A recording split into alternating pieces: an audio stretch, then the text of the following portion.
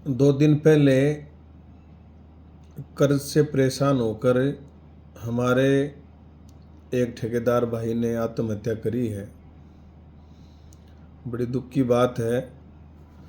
उसके परिवार के साथ भी हमारी सहानुभूति है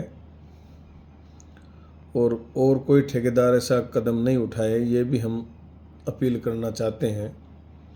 मैंने पहले भी बार बार ठेकेदारों से कहा है कि आत्महत्या कोई समाधान नहीं है।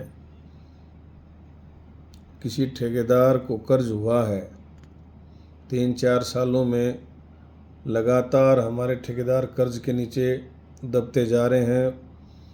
पॉलिसी की वजह से सब बर्बाद हो गए, तो उसका समाधान लड़ाई है। उसके लिए हम हर तरीके से प्रयास भी कर रहे हैं और आगे और भी प्रयास करेंगे।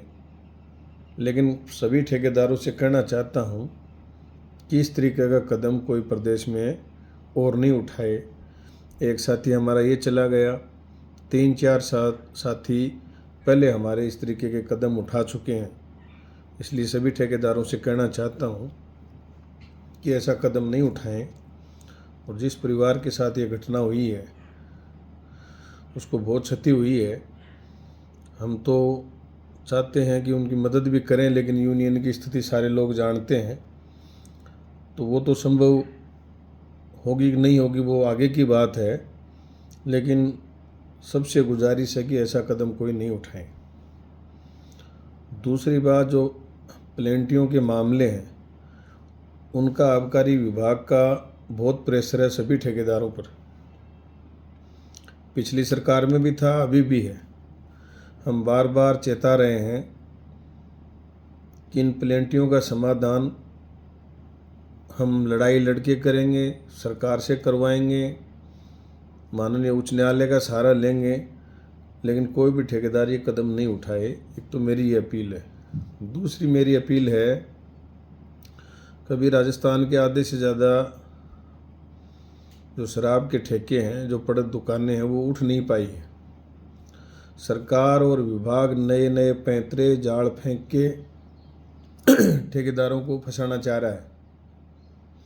मैं सभी ठेकेदारों से कहना चाहता हूँ कि जल्दी ही जयपुर में हम बड़ा अभी प्रोग्राम तय करेंगे।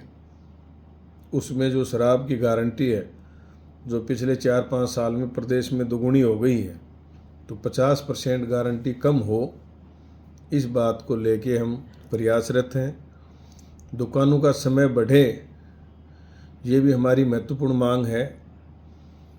तीसरी मांग, जो लगातार हमारा कमीशन घटता जा रहा है और महंगाई और खर्चे बढ़ते जा रहे हैं, तो कमीशन हमारा पूरा मिले। सभी प्रकार के जो राइडर हैं, अभी विभाग कह तो रहा कि हम समाप्त कर दिए हैं, लेकिन ये बीच बीच में इस तरीके के कार्रवाई कंपनियों के दबाव में आके शराब कंपनियों के वापस कर रहे हैं, तो वो भी हमारी सारे प्रकार के जो राइडर हैं वो समाप्त हों और पुलिस से दुकानों का पीछा छूटे।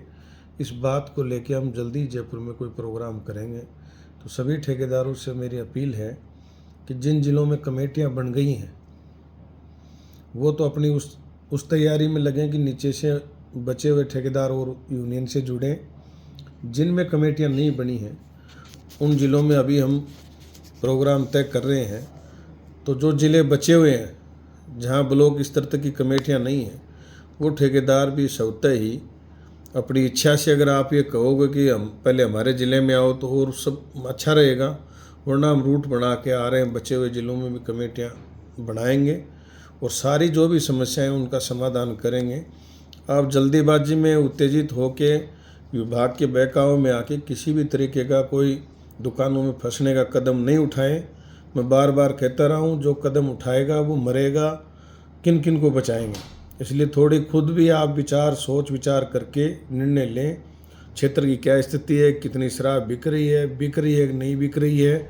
भावुकता में आके आप दुकानें जो डाल रहे हो, फिर आप भुगतोगे।